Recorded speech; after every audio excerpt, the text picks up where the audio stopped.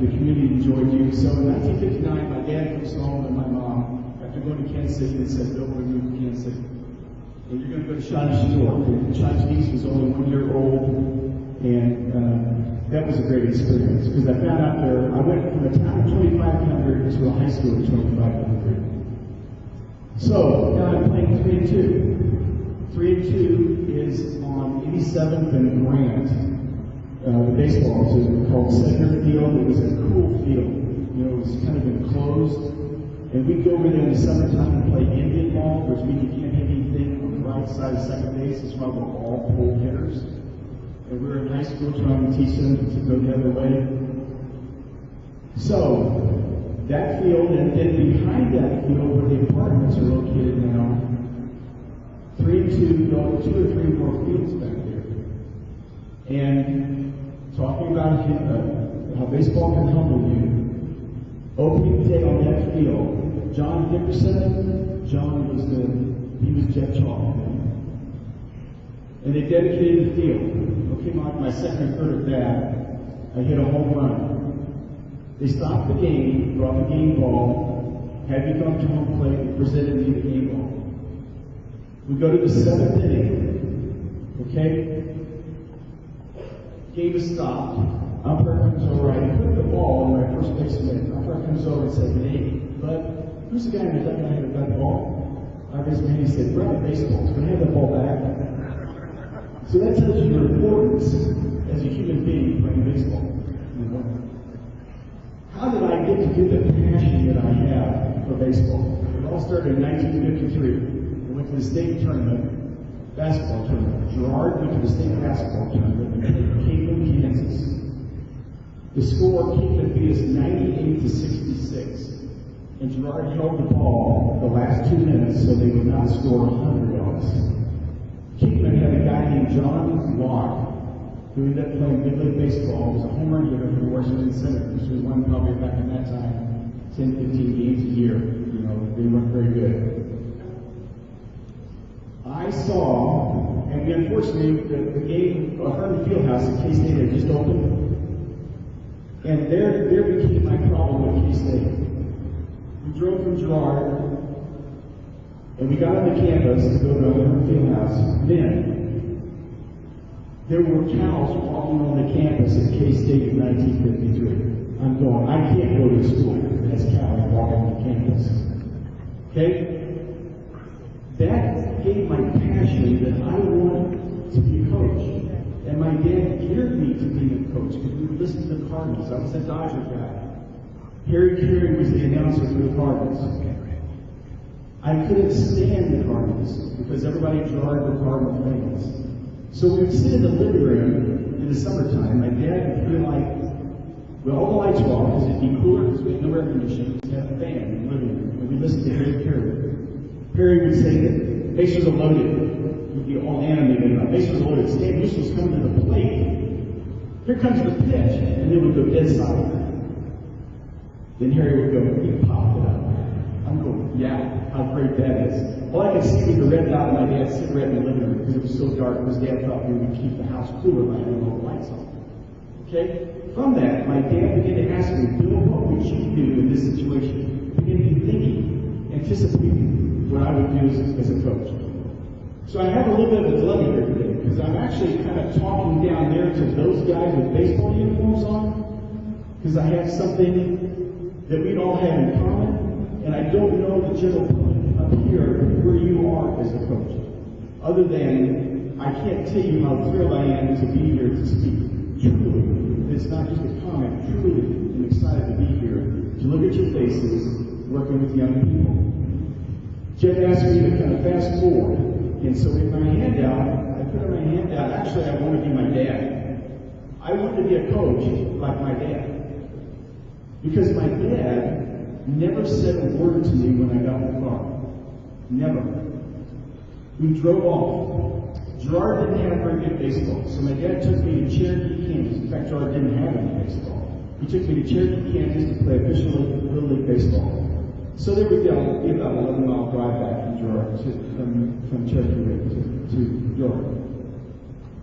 He never said a word. Then I would say, Dad, what'd you think? Now that open conversation. My dad never ever said, Bill, your swing is bad, your passing is bad, your shot in basketball is bad. My dad always talked to me about my attitude. What my attitude? What kind of team player am I? Always, 100%, always. Then we go home. In our kitchen, we got a chalkboard. We had either Rice Krispies or Post Toast. Those are the only two cereals that were in existence on the planet. Okay? My dad would go pull the cereal and would talk about my attitude. And my dad would get to the chalkboard and he'd write things about how I display a good or poor attitude, like a strikeout, or I struck somebody out. To never let yourself be noticed, though. Just play and play the game. Okay? What a great video that we had here just a few minutes ago. Talking about the player, the kid that loves baseball, and we all, those guys down there that have those uniforms on, we would all love to have kids that want to play baseball like little boys. We'd love to have those kids. Today is tough. Today is difficult. It's difficult because there's so many things that they're bombarded with before they ever get to us. I wanted to be my dad. I wanted to play catch with my son. I wanted to play catch. Because catch is not about catch. Catch is about learning about my dad. Catch is learning about me. Okay, now, if I start lecturing, just raise your hand and I'll move on. Because you get bored with the guy that stands there and just keep preaching about what you should be. And I'm going to get to some meat. So just kind of hang with me. You've had a donut and some coffee, so you're ready to go here. The bottom line is, my entire career, when I retired in 2015, and I told the club after the state tournament that I'm going to retire, it was basically sitting there crying. Because what I was trying to do for them, my entire 42 years as a head coach, was to teach them to be a better dad. Was to teach them to be a better husband. Thank your wife that is allowing you to do this. Unfortunately, I had a wife that let me fulfill my passion. And my passion was to do the best I could to raise young men. You as dads right now, you as coaches, you're doing the best you can for what you know. You're doing the best you can. Okay? Now, I talk about my son. I spent every night with my son and my daughter, and I told them a story. And then I told them a story. And the story had a punchline. And they couldn't wait for that punchline. Okay, what is that? What's the result of that? We say today as parents, they never talk to me. We're sitting at the kitchen table. Hey, how was school today? Sorry. Did you meet any new friends? No. Did you learn anything today? No. Okay, now go to bed with them. Look at the ceiling. Talk about your day. If you're looking at the ceiling, they'll tell you everything. Okay, fast forward. You're 16. My daughter's out riding a bike. Hey, it's time for dinner. No, I'm going to ride my bike. Now, she's been busy. My sister in Denver, who was a rebel, so that was part of the problem. I said, no, you're coming to where you dinner. Okay, why did she respond? Because of my did that with her when she was 2, 3. Tell the story. I'd go up and say, okay, my son got older, and we talk about sports. We talk about his day. That opened the can of worms to talk when he was 17, 18 years old. They'll tell you everything from that point on. That's what I want to do, because that's what my dad did to me. You know, one of the problems, guys, I'm 72 years old. I get on a story and I kind of move away and I forget where I was, so kind of help me. Fast forward. Teach your son to talk to the boss. Teach your son to talk to the boss. You don't go talk to the boss. You don't go talk to the high school coach. You send your son to go talk to the high school coach. Okay, the high school coach doesn't give you good information to your son. You send your son back to talk to the coach. It was bad timing. Maybe the coach didn't have time. Okay, now, he blows the kid off again. Now, you go with your son to talk to the coach. And let your son talk. You just listen. Because you can do absolutely nothing to change it. It's the coach and the player that have to change it. When my club would have issues, you know, we all as coaches, we all talk to our team. Even after a victory, a good victory or a loss, we're gonna discuss a little bit, and then the next day we're gonna get more into it. Okay, we're discussing with the club. We will not leave until they tell me what I can do better. Because I'll tell the kids, your parents can't solve it at the kitchen table. Only you and I can solve it. So we're going to discuss it. And you have to spend time with your good player. Don't assume your good player knows what he's supposed to be doing because he can play. He needs you to tell him that was a good job. And what was a good job? What did he do well? Along with a player that needs more help. I've got a book for you. It's in the hand. I'm not trying to advocate religion here. If you just bypass it, if you're not into that, just bypass the biblical statements. If you get a book fathered by God that's in there, written by John Eldridge, it's going to take you, young man. It's going to take your father, who's a father. It's going to take you through your childhood with your son. And unfortunately, probably a woman can't do it. So if that son does not have, that young man does not have a mom, he may have to have a mentor, and that may be you. We as high school coaches, that's what we got to do. It may be you. Okay, the father by God goes through the passageway of leading him from child to cowboy. When he's a cowboy, he is looking for adventure from his dad. He wants to mow the yard, and he wants his dad to say, you know, that was a great job. But you kind of missed the spot right here. How can we do that better? How can we, maybe you rush too much. To give him a positive about what he's doing. What's adventure? The man wrote the book, his adventures for his son was trout fishing, rock climbing, hiking. My adventure with my dad was catch. Listen to him talk about how I play. Fishing. Although he always cleaned the fish. I cannot clean fish, and I don't want to clean fish. That was my adventure with my dad as a cowboy. Okay, now I become a warrior, now in high school. Now some serious things are beginning to happen. I try to tell the dads in my TV, which I hope all of you have a TV, to lay out what your vision is. In my part as a warrior, he now is going to be faced with some more difficult situations. And I tell the dads, we have a high school. We have dads that bring cameras, put them up on the bank, and a dad put a camera up on the bank, camera on the screen. His son could not, his son was a good ball player, could not field one ground ball. He could not make a play. He could not make a play. So I asked Dad, could you tell me what we're doing? And he said, well, I'm making a video that we use as a recruiting tool. I said, how good are you at splicing? Because you're going to have to splice this daggone thing all up. Because he can't play, because you're locking him in. He's not playing for the team, he's playing for the kindergarten. Okay? One of my top pictures is 2011, 2012. Good 2011 season, 2012 was suffering. Cameras behind home plate. Girlfriend has got the camera. Okay? Gotta have a talk about that. Told the parents, the camera's gotta go. He starts out 0-2. We shut it down for 2 weeks. So we would work on some things. Long toss, mechanics. Goes from 0-2 to 6-2 when the camera went away. And the girlfriend left behind him. Okay?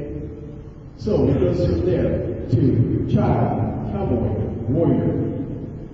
The next thing is the lover. Which after me having 2 days in high school, I'm an expert on the lover part. Okay? How do you handle girls? You've got to talk about that. They're great, but you have to be in control of yourself because he'll go south on baseball. From the lover, you're going to go to the king and his household, and they're at the stage where I'm kind of the old guy and have past experiences. Always keep your son with a positive. My dad never left ever left me at the chalkboard without saying, "Bud, I know you can do it." He never left me with a negative. I know you can do it. And that carried over to me coaching. Same thing for me coaching. Okay, what would I like to do? I'm going to move on real fast. Panic. Don't panic. When you look across the street and the 8-year-old across the street, he's dynamite. He's dynamite. He's getting lessons. Don't panic. Keep playing catch with me. Sick off. Get soccer balls out. Kick soccer balls around. Pass the football. Shoot baskets with me. Okay? Because when I came in the door, my son, my daughter, they're number one. It wasn't even to hold off a minute. I don't read the paper. I need to decompress. No, they were one. I'm going to deal with that. I'm going to spend time with that. I had LASIK surgery 2 years ago, but I can't see up close. Don't tell me things like, you got to do this, you're not going to play high school baseball. Talk about the things he can do. Just keep playing catch. Hitting with him, throwing with him. Don't talk about changing teams all the time. We see that everywhere. We see football players in Kansas, which is somewhat legitimate to leave Kansas in football, but we see football players that leave. We see you as the team, but the team's not quite good enough. There's a young man, he's 57 years old. We have to coach about, is Jim still helping? Jim is the pitching coach. Jim Ferguson is Jim pitching coach at St. James and does a great job. Jim played for me in 77, 75, 67 at South. Jim had coached with me at South in 90, 91, 92, and then his sons were coming along. He wanted to coach his own team. He had a kid named Jeff Ingram who played for me. He was a grad in 85. Those two guys took the neighborhood team. They're terrible, Jim is telling me. They're terrible. The coach, I'm going to teach him to play catch. I'm going to teach him how to throw. Okay, I went out and saw, the first game I went out and saw, they were several games below 500. I could not believe the excitement of the stands, of the parents. Why? Because the team could field the ball and throw the ball successfully across the infield. There's a key. Teach them the fundamentals and don't worry about winning and losing, which we all worry about. From the stands, release your child. Release your child to the coach. Release him. Tell the parents in your parent meeting, I love you, but don't come to the dugout. Because when they come to the dugout, the bases are loaded and Jimmy's at the on-deck circle. Parent at the screen, come on, Jimmy, I know you're going to get ahead. Jimmy's not too sure. But your time that loses his concentration. My dad had a rule, there's no swearing. And I apologize for this. There's no swearing. My son was 12. I stopped coaching at 3 and 2. For 27 years, I coached at 3 and 2 in the summertime. I stopped this one summer to coach my son's 12-year-old team, which was a huge mistake. Because every 12-year-old kid knows everything about baseball and wants to learn nothing from you. Okay? My son's on the on-deck circle with runners on base. He's left-handed here. He's here in the on-deck circle. And I try to talk to kids about focus on the picture of what he's doing. My son's looking back at the dugout. Got to end up with the guys in the dugout. So he comes up and plays 3 balls and 2 strikes. Strike 3. Right down the middle of the plate. First down, walks back to the okay, he comes up at the end of the game. 3 balls and 2 strikes. Game's tight. Takes strike 3. Keeps firing and counting goes back. So we get in the car. I don't say anything. My son says, Dad, those weren't even close. Those are not even close. Sorry, bud. Don't pay attention to this. First time I've ever said it, the only time I said this. I said, bullshit, John. Those are right down in the middle of the plate. You have to focus and concentrate if you're going to try to play. He goes home, goes to live with his crying. Who gets me? His mother. Bill, what did you do that for? Just needed a point of emphasis. If we're going to grow here, we need a point of emphasis.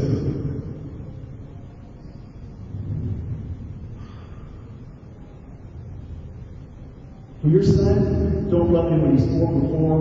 We as high school coaches, we love him when he's 4 for 4. We don't love him so much when he's 0 for 4 strikeouts. You need to love him. He doesn't have to be 4 for 4, but you love him. Get in the car. Best swings I've seen you have. best swings I've seen, John, the last 2 weeks. Good throw from the outfield. Did you see your arm action, John? Right on top of the ball. Come up with those good things about what you're doing. Because you're just putting in it for life. Baseball is about life. It has helped me so much about my life, overcoming it. Okay, when I talk to my son on my team, what are you doing well? I always give my players a plan. I'm not going to look at her play softball and all of a sudden come up with she needs to do this. I'm going to look at her play and I'm going to look over a period of time before I'm going to make a plan for her. Because the plan gives them a thinking process that he's behind me, he's with me. The only time I probably failed is really badly. I had a young man that I kept, because I like to talk to players if they love baseball. And I tell them, you're not going to get to 15 bats. You want to stay with that? And it works out sometimes it doesn't work out. I had I'm in the bullpen at West, I'm in the bullpen. And pitcher's warming up, and I kind of see somebody up high above me, and it's a mom with a white shirt on. He was like, God was standing in the bullpen. So I go home, because I went to the game early, and I went home, and there was an email. There was an email there. And the email said, you need to play my son today, because Jesus Christ is demanding that you do that. That was serious. If he was asking me to do that, that was serious. So we had to have a talk about that. On my club, I don't know if you can do it on yours, but we have core values. Corby, Lang and I'm sure that Corby's around. We had a guy named Bruce Brown. Corby, you were around Bruce Brown. Bruce Brown came and spoke to us about how to keep it. And he talked about core values. I'd always had captains,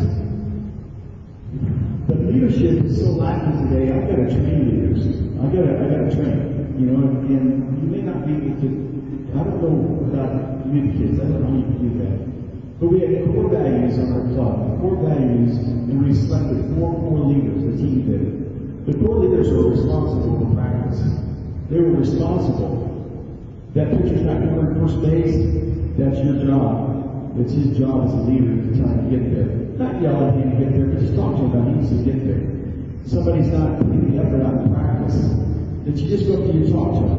Pitcher comes in. Pitchers are always vulnerable. Pitchers never have all their stuff in their mind. Just sit down and tell them, your fastball. Your fastball was pretty good today. The curveball will come in the third inning, or whatever pitches you throw. Your curveball and your changeup will come in the third inning. Jeff, am I doing okay? Okay.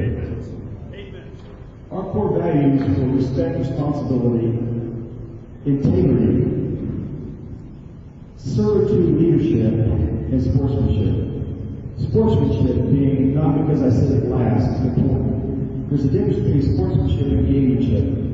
I had a coach one time, if you have runners at second and third, you put a suicide button there with a 2-man crew, the focus goes to home plate. The home plate umpire is going to watch the play at home. The base umpire, he's out on the field of play. He's watching the play on the throw to first base. He will never see the guy at second base. He'll never see the guy. My freshman coach, who I love dearly, played for me, coached with me for 15 years. And lo and behold, he's a judge today in the West. He's teaching the kids to cut inside the third base bag about 15 feet. They'll never ever see it. They'll never see it. I saw them do it once, and the kids are just on fire, jumping, screaming because they scored the guy at the second base on the suicide, even though he cut in about 15 feet at third base. I just said, can't do that. Can't do it. That breaks our core values of what we're trying to teach the kids. Cannot do that. Integrity, doing man, integrity, and ladies, integrity is so important. And saying you're going to do this is all through and do it. I can't tell you enough about how we're seeing kids that are not truthful in school that we've got to change. We have to be the men that do this. Discipline. To me, discipline is not yelling and screaming. Discipline is everybody's on the same page. Everybody's on the same page. I cannot look over at first base and I see Mitch Wild standing at first base, and I'm going, Can't run any plays here. This guy doesn't know what's going on. Whose fault is that? Mitch's or Bill's? That's my fault. That's my fault. I'm not trained. It's my fault. An example that my father gave me, we go from Girard, Kansas, and if you're a freshman and you have any athletic skills, we play football as a freshman and basketball as a freshman on varsity. We're in Erie, Kansas. Our coach turns around and he's mad at the left corner, and he just happens to see me. He said, "McDonald, get the game." I ran out, I got halfway on the field, I had no helmet. We didn't have enough helmets in Girard. We didn't have helmets. So Joe Crawford, my sister's boyfriend, throws me his helmet. It's the old leather Notre Dame helmet. This is 1958. Old leather Notre Dame helmet. I put it on, it's about 5 sizes too big for my head. We didn't worry about concussions then. We had them and we just played. I go to left corner. They've got a 250-pound fullback. He's coming my way. My dad said, tackle the big guy, hit him at his ankles, he'll fall like a load of bricks.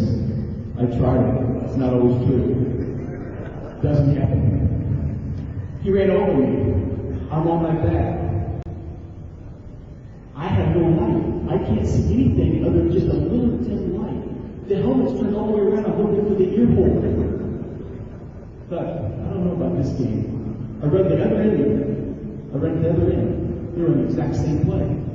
I'm taken to the ground. I'm taken to the ground.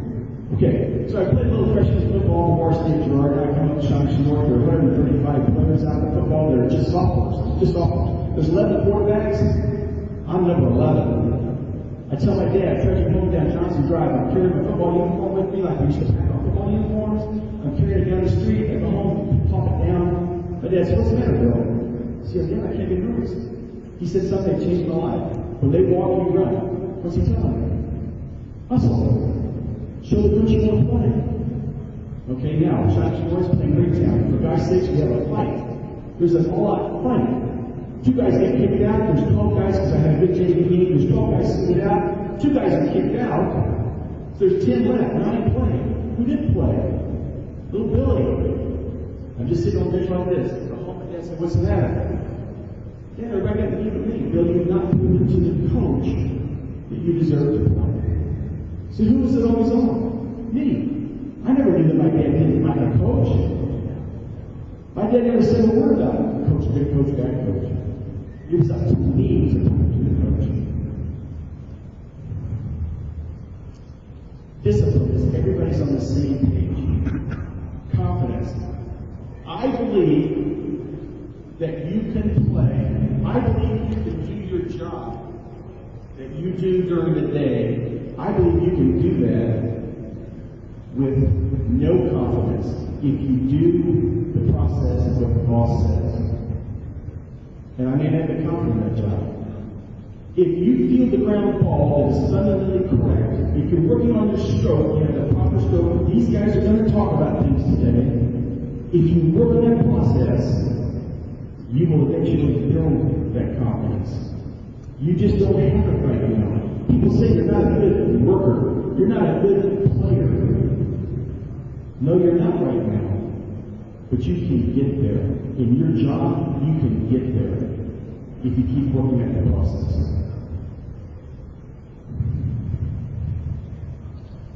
Parents have a parent meeting.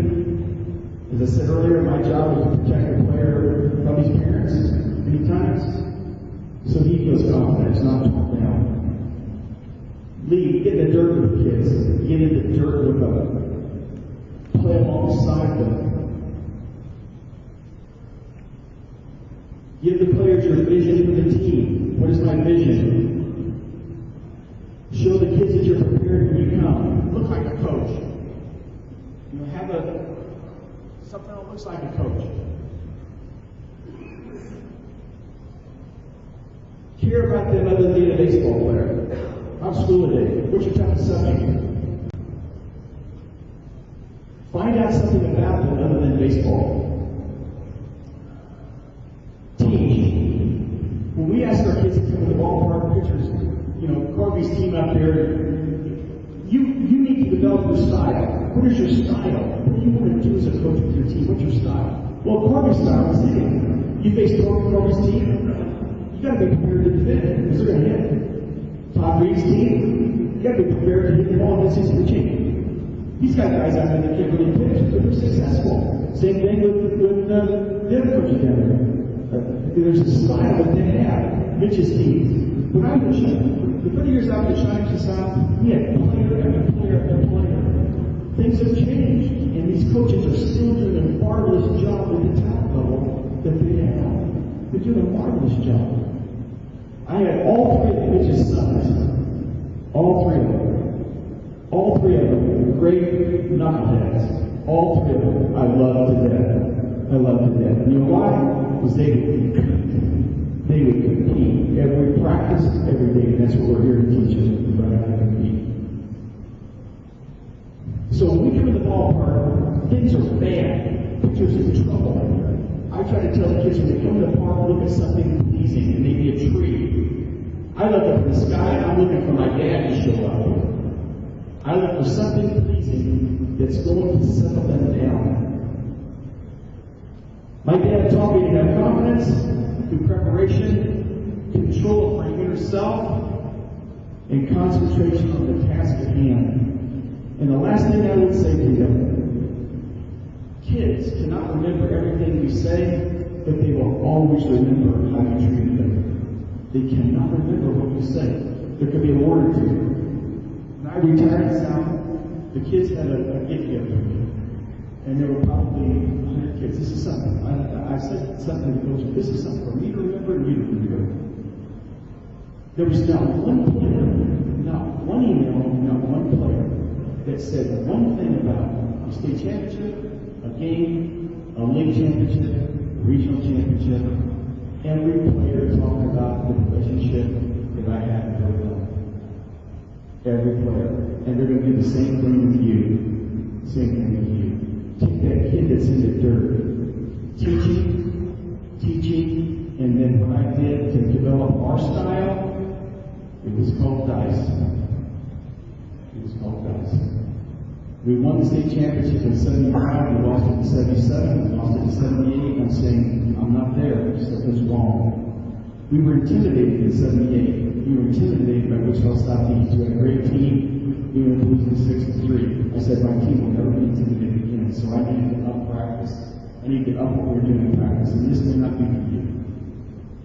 Okay, what can I do to develop our style also? We had DICE. And already had baseball-related things to do. Baseball-related things to do.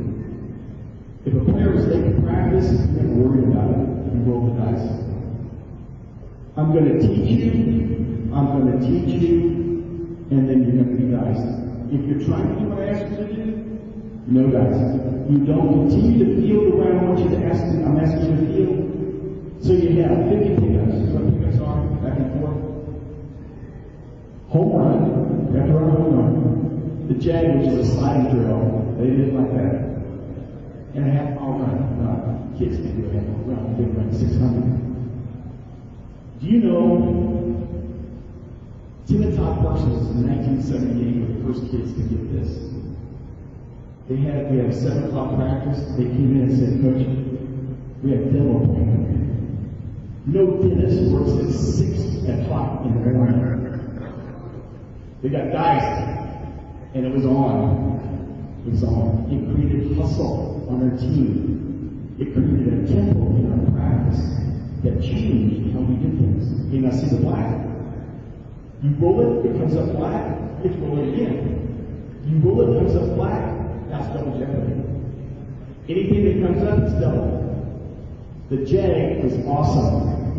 You had to run first base, around the bag, roll back into the bag.